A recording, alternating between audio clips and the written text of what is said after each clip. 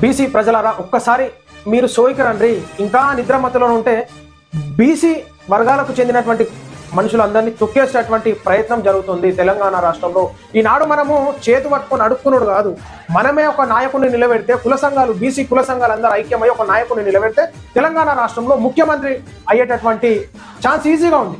కానీ మనకెందుకు సోయి వస్తలేదు, బీసీ కుల వర్గాలకి ఎందుకు సోయి వస్తలేదు ఒకసారి అర్థం చేసుకోవాలి. ఈనాడు అగ్రవర్ణాల దగ్గరకు పోయి అడుక్కొని చేతి పట్టుకొని చిప్ప పట్టుకొని మాకు ఈ పదవి కావాలి, మాకు ఆ పదవి కావాలి, మాకు ఈడ టికెట్ కావాలి, మాకు ఆ నియోజకవర్గంలో టికెట్ కావాలి అడుక్కున్నాడు కాదు. అడుక్కునే దగ్గర నుంచి శాసించే స్థాయికి రావాలంటే బీసీ ప్రజలందరూ సోయికి రావాలి. బీరు బిచ్చము కళ్ళుద్దర అన్నట్టు పైసలు ఇయ్యంగానే మూతులు చూసుకొని తినివంటే బీసీ వర్గ ప్రజలందరూ ఇట్లనే ఉంటారు, అడుక్కునేటట్టే ఉంటారు. ఇంకా సో ఒక్కసారి మనం బీసీ ప్రజలందరూ చైతన్యవంతం కావాలి.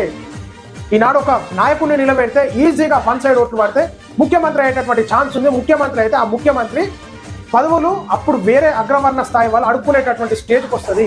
మనం ఉన్నటువంటి 50% తెలంగాణ రాష్ట్రంలో బీసీ వర్గాలు ఉన్నటువంటి రాష్ట్రంలో అడుక్కునే స్థాయిలోనూ ఇంకా ఉన్నారు, నిద్రమత్తులో ఉన్నారు. దయచేసి సోయికి రావాలని చెప్పేసి నేను కోరుతాను.